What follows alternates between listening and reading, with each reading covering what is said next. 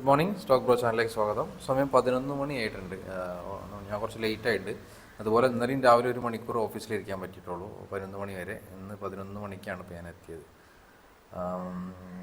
ഏതായാലും നമുക്ക് രാവിലെ തന്നെ ഡൗൺ സൈഡ് ലിക്വിഡിറ്റി ടാപ്പ് ചെയ്ത് 24,099 ടാപ്പ് ചെയ്ത് മാർക്കറ്റ് നല്ല ബുള്ളിഷായിട്ട് മോഡലേക്ക് പോയിട്ടുണ്ടായിരുന്നു. പക്ഷേ ഞാൻ വിചാരിച്ചു ഇന്ന് ഞാൻ നേരം വയ്ക്കാനെ കൊണ്ട് എൻട്രി കിട്ടും എന്നൊക്കെ വിചാരിച്ചു. പക്ഷേ എൻട്രി കിട്ടിയിട്ടില്ല. കുഴപ്പമില്ല, നമ്മൾ മാർക്കറ്റിൽ ഇല്ലെങ്കിലും നമ്മൾ എൻട്രി ഒന്നും എടുക്കൂലായിരുന്നു. ആ ഒരു ഏരിയ നല്ല ബുള്ളിഷായിട്ട് മുകളിലേക്ക് പോയി. നമ്മൾ ലിക്വിഡിറ്റി കൺസെപ്റ്റ് എന്താ പറയുക, 24,099 നല്ല അപ്സൈഡിലേക്ക് പോയി. ഇപ്പോൾ ഡെയിലി IDX ആയിട്ട് എടുത്ത് നിൽക്കുകയാണ് നിഫ്റ്റി. ബാങ്ക് നിഫ്റ്റിയാണ് ഡൗൺ സൈഡ് ലിക്വിഡിറ്റി എടുക്കാതെയാണ് മുകളിലേക്ക് പോയിക്കൊണ്ടിരിക്കുന്നത്. ഓൾ ടൈം ഹൈ ബ്രേക്ക് ചെയ്ത് അങ്ങനെ പോയിക്കൊണ്ടിരിക്കുകയാണ്.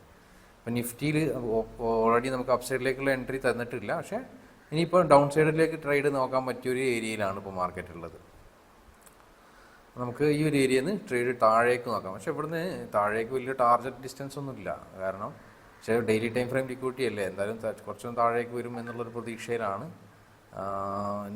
നിയറസ്റ്റ് ആയിട്ടുള്ളൊരു സ്വിംഗ് ലോയിലേക്കൊക്കെ നമുക്ക് 2-3 ലിക്വിഡിറ്റി ഏരിയാസ് ഉണ്ട്. അതിൻ്റെ താഴെ വെക്കുകയാണെങ്കിൽ കുറച്ചും കൂടി പോയിന്റ് ഉണ്ടാവും. പക്ഷേ ഈ ഒരു ഏരിയയിൽ വെക്കുകയാണെങ്കിൽ നമുക്ക് ഓൾമോസ്റ്റ് ഒരു 1:2-3 റേഞ്ചിൽ മാക്സിമം കിട്ടാൻ ചാൻസ് ഉള്ളൂ. ഇനി അതല്ലെങ്കിൽ 1:2 എത്തിക്കഴിഞ്ഞാൽ കോസ്റ്റ് പ്രൈസിലേക്ക് ഒക്കെ എന്തെങ്കിലും ചെയ്യാം. ഓക്കെ, ഞാൻ അപ്ഡേറ്റ് ചെയ്യാം.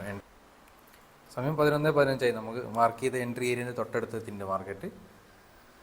അവിടെ എത്തിക്കഴിഞ്ഞാൽ നമുക്കൊരു പുട്ട് ഓപ്ഷൻ ബൈ ചെയ്യാം. Already daily time frame liquidity എടുത്തിട്ടുണ്ട്. പിന്നെ ടാർഗറ്റിലേക്ക് ഡിസ്റ്റൻസ് ഇല്ലെങ്കിലും ഒരു മൂവ്മെൻറ്റും പ്രതീക്ഷിക്കുന്നുണ്ട്.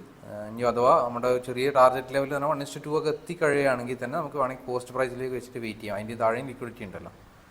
അപ്പോൾ എൻട്രി കിട്ടി കഴിഞ്ഞാൽ എടുക്കാം. കുറച്ചും കൂടെ ഒരു 8 പോയിൻറ്റും കൂടെ മുകളിലേക്ക് വന്നു കഴിഞ്ഞാൽ നമുക്കൊരു പുട്ട് ഓപ്ഷൻ ബൈ ചെയ്യാം. ഇപ്പോൾ മാർക്കറ്റ് ഉള്ളത് 24,230 റേഞ്ചിലാണ്. 37 എത്തണം. ഓക്കെ, ഞാൻ അപ്ഡേറ്റ് ചെയ്യാം. ചാൻസ് വരാണെങ്കിൽ പറയാം. ഓക്കെ, സമയം 12:09 ആയിട്ടുണ്ട്. നമ്മൾ നേരത്തെ നിഫ്റ്റിയിൽ ഡൗൺ സൈഡിലേക്ക് നോക്കിയിരുന്ന എൻട്രി കിട്ടിയിട്ടില്ല കേട്ടോ.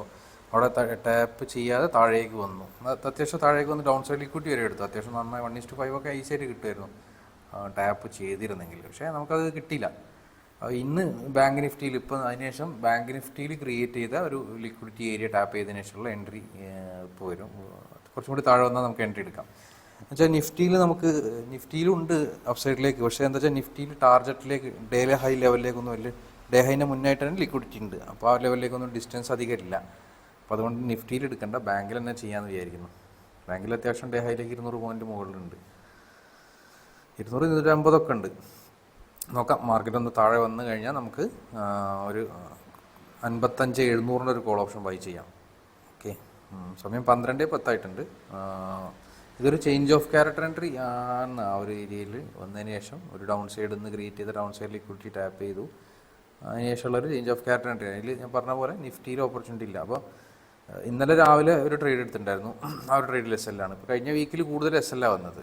നമ്പർ ഓഫ് ട്രേഡ്സ് നോക്കുകയാണെങ്കിൽ ഒരുപാട് SLകളാണ് കഴിഞ്ഞ വീക്കിലൊക്കെ വന്നത്. മാർക്കറ്റ് കഴിഞ്ഞ വീക്കിൽ നമ്മുടെ സെറ്റപ്പ് പ്രകാരം അധികം എൻട്രി തന്നിട്ടില്ല. ഇന്നലെ ഒരു എൻട്രി ആണ്.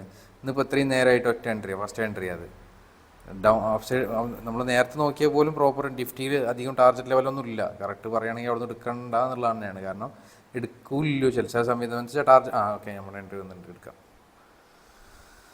ഓക്കെ, 55,700 കോൾ ഓപ്ഷൻ 243 നമുക്ക് എൻട്രി കിട്ടിയത്. 200 സംതിങ് 500 പ്രോഫിറ്റ് ആയിട്ടുണ്ട്. താഴേക്ക് തന്നെയാണോ വരുന്നത്? നമ്മളെ ഫസ്റ്റ് ഒരുപാട് കാത്തുനിന്നിട്ട് എൻട്രി ഇട്ടത് നേരെ ഒന്ന് SL അടിക്കുമോ എന്ന് അറിയില്ല. നോക്കാം, കുഴപ്പമില്ല. 1000 ഒക്കെ ലോസിലാണ്. ഞാൻ പറഞ്ഞ പോലെ നമ്പർ ഓഫ് ട്രേഡ്സിൻ്റെ കാര്യത്തിലേ ഇപ്പം ഒരു മിനിയാന്ന് കഴിഞ്ഞ വർക്കിംഗ് ഡേയിൽ രാവിലെ അന്ന് പിന്നെ ഒരു ട്രേഡും കൂടെ ഉണ്ടായിരുന്നു. പക്ഷേ ഞാൻ രാവിലെ ഒരു ട്രേഡ് എടുത്തിട്ടുണ്ടായിരുന്നുള്ളൂ. 1 മണിക്കൂർ 1.5 മണിക്കൂർ ഓഫീസിലുണ്ടായിരുന്നുള്ളൂ. അതിനുശേഷം ഇപ്പം 12 മണിയായിട്ട് ഫസ്റ്റ് ട്രേഡാണ് ഇപ്പോൾ കിട്ടുന്നത്. നമ്പർ ഓഫ് ട്രേഡ്സ് നോക്കുകയാണെങ്കിൽ വളരെ കുറവാണ്. ഞാൻ നേരത്തെ നിഫ്റ്റിയിൽ ഒരു ട്രേഡ് എടുക്കാമെന്ന് പറഞ്ഞില്ലേ, ടാർഗറ്റിലേക്ക് ഡിസ്റ്റൻസ് കുറവാണ്. പക്ഷേ നമ്മളൊരു പ്രോപ്പർ നോക്കുകയാണെങ്കിൽ എൻട്രി നോക്കുകയാണെങ്കിൽ ഡെയിലി ടൈം ഫ്രെയിം ലിക്വിഡിറ്റി ഒക്കെ കൺസിഡർ ചെയ്തുകൊണ്ടാണ് അവിടെ നിന്ന് എടുക്കാമെന്ന് ഞാൻ പറഞ്ഞത്. പക്ഷേ ആ ഒരു ഏരിയയിൽ നിന്ന് താഴേക്കും ടാർഗറ്റ് ഇല്ല. അപ്സൈഡും ഡൗൺ സൈഡും തൊട്ടടുത്ത് ലിക്വിഡിറ്റി ഇങ്ങനെ ക്രിയേറ്റ് ചെയ്യുന്ന മാർക്കറ്റാണ് ഇപ്പോൾ. ബുള്ളിഷ് ആണെങ്കിൽ ഭയങ്കര ബുള്ളിഷ്, നമുക്കൊരു എൻട്രി തരാത്ത രീതിയിലാണ് മാർക്കറ്റ് മൂവ് ചെയ്യുന്നത്. അതായത് മാർക്കറ്റ് കണ്ടിന്യൂസ് അപ്സൈഡ് പോകുമ്പോൾ നമുക്ക് എപ്പോഴും ഒരു താഴേക്ക് വരുമ്പോഴാണ് വീണ്ടും മുകളിലേക്ക് കയറാൻ നമുക്ക് പറ്റുള്ളൂ. പക്ഷേ മാർക്കറ്റ് എന്ത് ചെയ്യുന്നു, മാർക്കറ്റ് കണ്ടിന്യൂസ് മുകളിലേക്കാണെങ്കിൽ അങ്ങനെ മുകളിലേക്ക് ഒരു എൻട്രി തരാതെ അങ്ങനെ സ്ട്രൈറ്റ് പോവുക. അങ്ങനെ ഘട്ടങ്ങളിൽ നമുക്ക് എൻട്രി അധിക സമയത്ത് ഉണ്ടാവില്ല. അപ്പോൾ കണ്ടിന്യൂസ് ബുള്ളിഷ് മാർക്കറ്റിലൊക്കെ എൻട്രി കിട്ടാൻ ഭയങ്കര പണിയാണ് ഈ നമ്മുടെ ലിക്വിഡിറ്റി കോൺസെപ്റ്റ് വെച്ച് ചെയ്യുന്ന ആളുകൾക്ക്. അതുകൊണ്ട് തന്നെ വളരെ കുറഞ്ഞ എൻട്രിയാണ് കഴിഞ്ഞ വീക്കിലൊക്കെ ഉണ്ടായിരുന്നത് എന്നുള്ളതാണ്. എൻട്രി എടുത്തൊക്കെ അധികം എസ് എല്ലും ആണ്, അങ്ങനെയാണ് സംഭവം. ഏതായാലും ഇതിൽ മൊമെൻറ്റം കാണിക്കുന്നുണ്ട്. ഓൾമോസ്റ്റ് ആ ഒരു സിംഹൈ 55,800 അവിടെ ഒരു സിംഹൈ ഉണ്ട്. ഇനി അത് ടാപ്പ് ചെയ്യുകയാണെങ്കിൽ നമുക്ക് വേണമെങ്കിൽ കോസ്റ്റ് പ്രൈസിലേക്ക് വെക്കാം. ഇനി അതെല്ലാം നേരെ ഒന്ന് താഴേക്ക് വരികയാണ് എസ് എൽ ആണെങ്കിൽ ഓക്കെ, നമുക്ക് എസ് എൽ ആക്സെപ്റ്റ് ചെയ്യാം. പിന്നെ അടുത്തൊരു ഓപ്പർച്യൂണിറ്റി ഉണ്ടെങ്കിൽ നോക്കാം. ഇനി അതല്ല, ഓപ്പർച്യൂണിറ്റി ഇല്ല എന്നും ട്രേഡ് ചെയ്യില്ല, ഒറ്റ ട്രേഡ് നോക്കിയിട്ട് ഇതിനനുസരിച്ച് ചെയ്യാം. കാരണം മാർക്കറ്റിൽ തൊട്ടടുത്ത് അങ്ങോട്ടും ഇങ്ങോട്ടും ലിക്വിഡിറ്റി ആകുമ്പോൾ വെറുതെ കൺസോൾട്ടേറ്റ് ചെയ്ത് സമയം തീർക്കുമെന്നുള്ളതാണ്. ഞാൻ നോക്കിയെടുത്തോളം ഏറ്റവും ഇപ്പം ഞാനിപ്പം ഗോൾഡിൽ ട്രേഡ് നോക്കുന്നുണ്ട്. ഗോൾഡിൽ SNX വഴി ഇപ്പോൾ XNSൽ ബ്രോക്കറിന് എന്തൊക്കെയാണ് ബ്രോക്കർ XNS ബ്രോക്കറിലാണ് ഞാൻ ചെയ്യുന്നത്. ഞാൻ പറഞ്ഞിട്ടുണ്ടായിരുന്നു കുറേ കാലമായിട്ട് ഞാൻ ചെയ്തില്ലേ ഫോറക്സ്, ഇപ്പം ജസ്റ്റ് സ്റ്റാർട്ട് ചെയ്യുന്നുള്ളൂ. അപ്പോൾ അതിൻ്റെ ഒരു പ്രൈസ് ആക്ഷനൊക്കെ കാര്യങ്ങളൊക്കെ നോക്കുമ്പോൾ നിഫ്റ്റിനെയും ബാങ്കിനെയൊക്കെ കമ്പയർ ചെയ്യുമ്പോൾ ഒരുപാട് സൂപ്പറായിട്ടുള്ള പ്രൈസ് ആക്ഷനാണ്. അതായത് ഒരു മാർക്കറ്റ് ഒരു ഡയറക്ഷൻ പിടിക്കുകയാണെങ്കിൽ ആ ഡയറക്ഷനിലേക്ക് നമുക്കൊരു എൻട്രി തന്നാൽ തന്നെ അറിയാമല്ലോ, ഓപ്ഷൻസിൻ്റെ പോലെയല്ല, മാർക്കറ്റ് അവിടെ നിന്നാൽ തന്നെ നമ്മളൊരു എൻട്രി എടുത്തിട്ട് നിഫ്റ്റിയിലും ബാങ്കിലൊക്കെ ചെയ്യുമ്പോൾ ഓപ്ഷൻസ് ചെയ്യുമ്പോൾ അവിടെ നമ്മൾ എൻട്രി എടുത്ത ഏരിയ തന്നെ മാർക്കറ്റ് നിന്നാൽ തന്നെ നമുക്ക് ലോസ് വരും. പക്ഷേ ഇതിൻ്റെ ഫ്യൂച്ചറിൽ ചെയ്യുന്നതുകൊണ്ട് തന്നെ അങ്ങനത്തെ പ്രശ്നങ്ങൾ അതിലില്ല. അതുപോലെ കുറച്ച് വൃത്തിയുള്ള ഒരു പ്രൈസ് ആക്ഷനും കാണുന്നുണ്ട്. ലിക്വിഡിറ്റി ഒക്കെ കൺസെപ്റ്റ് തന്നെ കുറച്ച് വൃത്തിയിൽ കാണുന്നുണ്ട്. ഞാൻ പറയാം, ഇന്ത്യൻ മാർക്കറ്റിൽ ട്രേഡ് ചെയ്ത് നിഫ്റ്റിയിലും ബാങ്കിലൊക്കെ ഓപ്ഷൻസിലൊക്കെ ട്രേഡ് ചെയ്ത് എക്സ്പീരിയൻസ് ഉള്ള ആളുകൾക്ക്, നല്ല ഡിസിപ്ലിനും കാര്യങ്ങളൊക്കെ കീപ്പ് ചെയ്ത ആളുകൾക്ക് വേൾഡിലെ ഏത് മാർക്കറ്റിലും അടിപൊളിയായിട്ട് ട്രേഡ് ചെയ്യാൻ പറ്റുന്നുള്ള കാര്യം മനസ്സിലായി. കാരണം അത്രക്കും നല്ല ഡിസിപ്ലിൻ ഉണ്ടെങ്കിൽ പോലും നമുക്ക് ഒരു പ്രോഫിറ്റബിൾ ആവാം. അപ്പം ഇതിൽ ഭയങ്കര ടഫാ കഴിഞ്ഞ വീക്കിൻ്റെ ഒരു കാര്യം വെച്ചിട്ടാട്ടെ ഞാൻ പറഞ്ഞത്. അതായത് നമ്മൾ കഴിഞ്ഞ വർഷം ഒരു ന്യൂസ് കേട്ടതാണ്. ഓപ്ഷൻ ട്രേഡിങ്ങിൽ അമേരിക്കയിലുള്ള 2 കമ്പനികൾ 8,000 ലക്ഷം കോടിയാണ് ഇന്ത്യൻ മാർക്കറ്റിൽ നിന്ന് ഓപ്ഷൻ ട്രേഡിങ്ങിലൂടെ ഉണ്ടാക്കിയെന്ന്. എങ്ങനെയാണ് ഉണ്ടാക്കാതിരിക്കുക?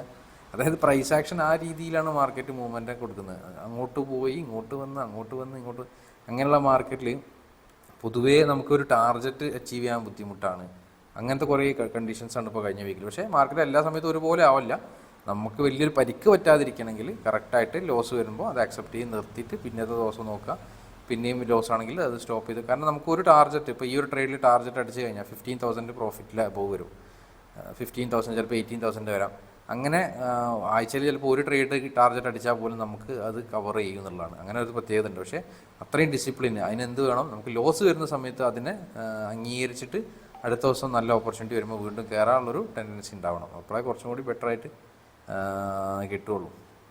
പറയാം, അത്രയും ടഫാണെന്ന് പറയാം ഇന്ത്യൻ മാർക്കറ്റിൽ ട്രേഡ് ചെയ്യാൻ. മറ്റുള്ളതിനെ കമ്പയർ ചെയ്ത് നമ്മൾ ചാർട്ടൊക്കെ നോക്കുന്ന സമയത്ത് മനസ്സിലാവുന്ന ഓരോ കാര്യങ്ങളാണ്.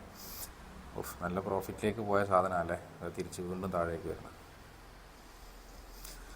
അപ്പോൾ നമ്മൾ എൻട്രി എടുത്തതിനേക്കാളും താഴെ എത്തി. പക്ഷേ നമ്മൾ എൻട്രി എടുത്തതിനേക്കാളും താഴെ എത്തി, പക്ഷേ നമ്മൾ പ്രോഫിറ്റിലാണ് എപ്പോഴും.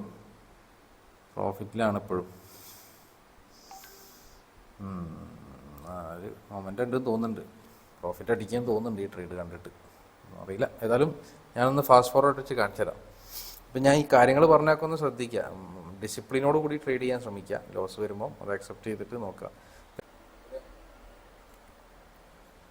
സമയം 12:15 ഉണ്ട്. ഞാൻ ഏതായാലും ഒന്ന് ഫാസ്റ്റ് ഫോർവേഡ് വെച്ചിട്ട് കാണിച്ചു തരാം. ഓക്കെ.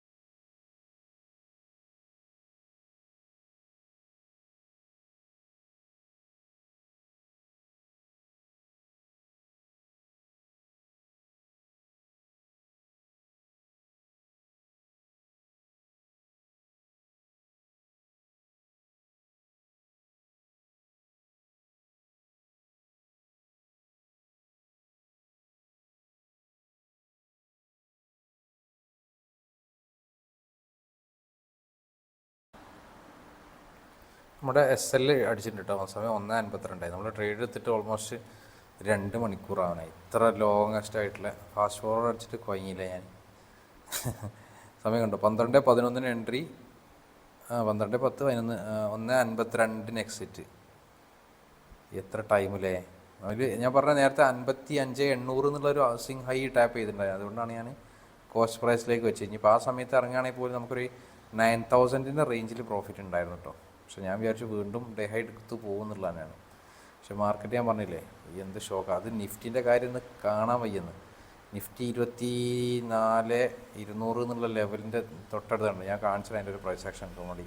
പക്ഷെ അവിടെ നിന്ന് പോകുന്നു എനിക്ക് തോന്നുന്നില്ല, താഴേക്ക് തന്നെ വരാൻ. നിഫ്റ്റി നമ്മൾ ഡേ ഹൈ ലിക്വിഡിറ്റി എടുത്തതിന് ശേഷം എന്താ പറയുക ഡെയിലി ക്യാൻഡലിൻ്റെ IDX എടുത്തതിന് ശേഷം മാർക്കറ്റ് താഴേക്ക് തന്നെ വന്നത്.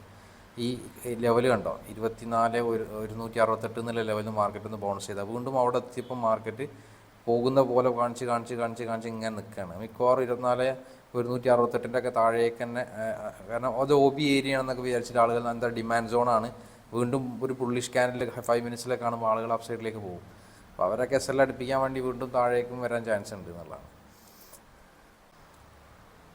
ഇങ്ങനെയൊക്കെ മാർക്കറ്റ് റിയാക്ട് ചെയ്തിട്ട് എങ്ങനെ ട്രേഡ് ചെയ്യാനാണ് ഞാൻ ആലോചിച്ചത്. എന്തൊരു സൈഡ് വേസ് മൂവ്മെൻറ്റാണ് നിഫ്റ്റിയിലൊക്കെ വരുന്നത്. ഭയങ്കര ടഫ് തന്നെ. ഏതായാലും നോക്കിയിട്ട് ചെയ്താൽ മതി, ഞാൻ അപ്ഡേറ്റ് ചെയ്യാം. സമയം 2:47. മാർക്കറ്റ് ഉണ്ടോ നമ്മുടെ പ്രതീക്ഷ പോലെ തന്നെ. ഞാൻ പറഞ്ഞില്ല ഒരു 24,168 റേഞ്ചിൽ നിന്ന് അപ്സൈഡ് പോയപ്പം വീണ്ടും അവിടെ നിന്ന് റിവേഴ്സ് ചെയ്യുമ്പോൾ ആളുകൾ കയറുന്നുള്ള അതേപോലെ തന്നെ ആ ട്രെൻഡ് ലൈൻ ബ്രേക്ക് ഔട്ട് ചെയ്തപ്പോൾ താഴേക്ക് നോക്കിയാൽ മതിയായിരുന്നു. പക്ഷേ താഴേക്ക് നോക്കാൻ ധൈര്യമില്ല. കാരണം അങ്ങനെ വീണ്ടും സൈഡ് വേസ് ആയി കഴിഞ്ഞാൽ നമ്മുടെ പ്രീമിയം ഒക്കെ DK അടിച്ച് തീരൂലേ. അതാണ് ഇതിൻ്റെ ഒരു പ്രശ്നം. നിഫ്റ്റിയൊക്കെ ബാങ്കിലിപ്പോൾ നമ്മളടുത്ത പ്രീമിയം കണ്ടോ 200, വീണ്ടും തിരിച്ച് ആ ഒരു റേഞ്ചിലേക്ക് പോയി വീണ്ടും SL അടിച്ചിട്ടുണ്ടാവും. അത് നിന്നിരുന്നെങ്കിൽ കോസ്റ്റ് പ്രൈസിൽ ഇറങ്ങിയത് നന്നായി.